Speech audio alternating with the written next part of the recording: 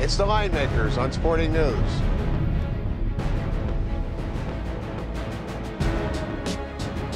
Game 3 of the NBA Finals series all tied up at 1 apiece.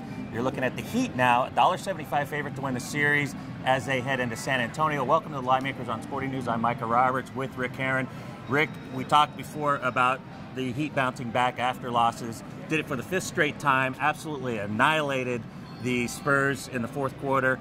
What's going to happen in Game 3 now? Well, that's absolutely the one consistent about these playoffs. If the Heat get beat, they come back and win by double digits, and 5-0 all by 11 or more after a loss. But Mike, at 30, they didn't look that good in the first half. LeBron might have played his worst playoff game of his career going into the 4th quarter. He was 3 for 13 from the floor going into the 4th quarter. Of course, he went 4 for 4 in the 4th quarter from the floor.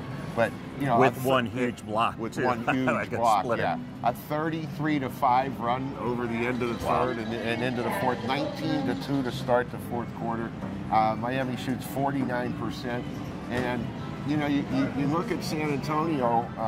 They made 10 out of 23, 10 out of 23, so the Heat made 10 out of 19, and they still got blown out. Yeah, so it's amazing. You really have to. I mean, I know they only shot 41% for the game, but they did make 10 out of 23. Well, Duncan didn't show up. Ginobili didn't show up, and Parker 13. had one of his worst games. I mean, Ginobili outside of 5, outside of Danny Green, who maximized his 6 out of 6 shooting with 17 points, there really wasn't anybody else that showed up in the game, and it was somehow a mystery that they were so close at halftime with the way they played. 50-45 Heat at the half. Nike said, now we go back to San Antonio for 3 games in San Antonio, Tuesday night, Thursday, and then Sunday.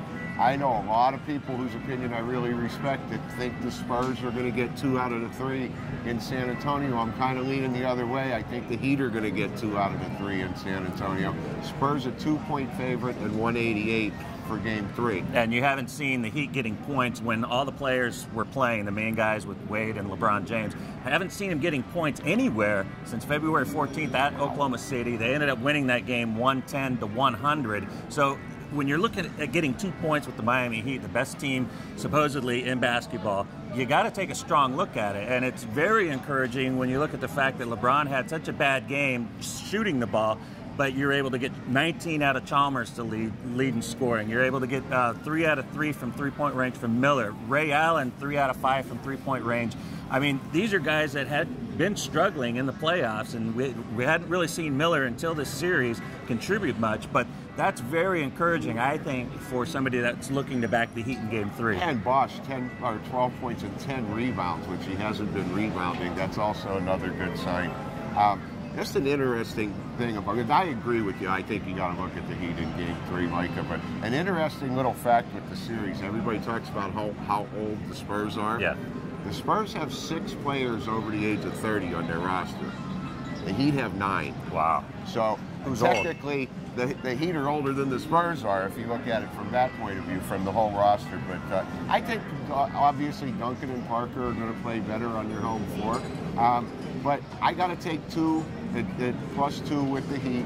And remember one thing, if the Heat lose, every wise guy out there is aware of what they do after coming back off a loss. It won't be Spurs 2 the next game. It'll be Heat 1. It'll be Heat 1 if they lose in Game 3. The Heat have only covered 4 of their last 10 games, and this is kind of a spot where we've seen them lax, and it seems the only time they do get motivated and come up big is when they lose.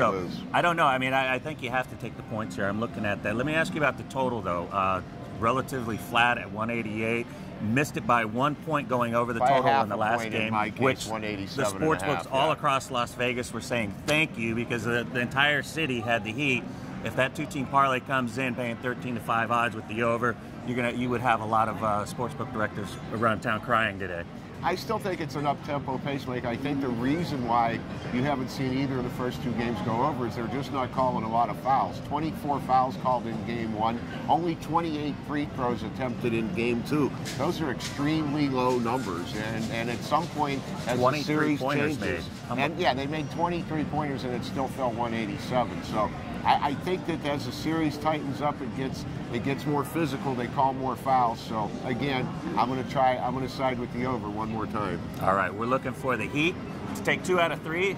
And San Antonio, we're looking to start with Game 3, take that win. They're getting points. We also going to go with the over again, despite the Heat going under their last 5 games. Thanks for watching.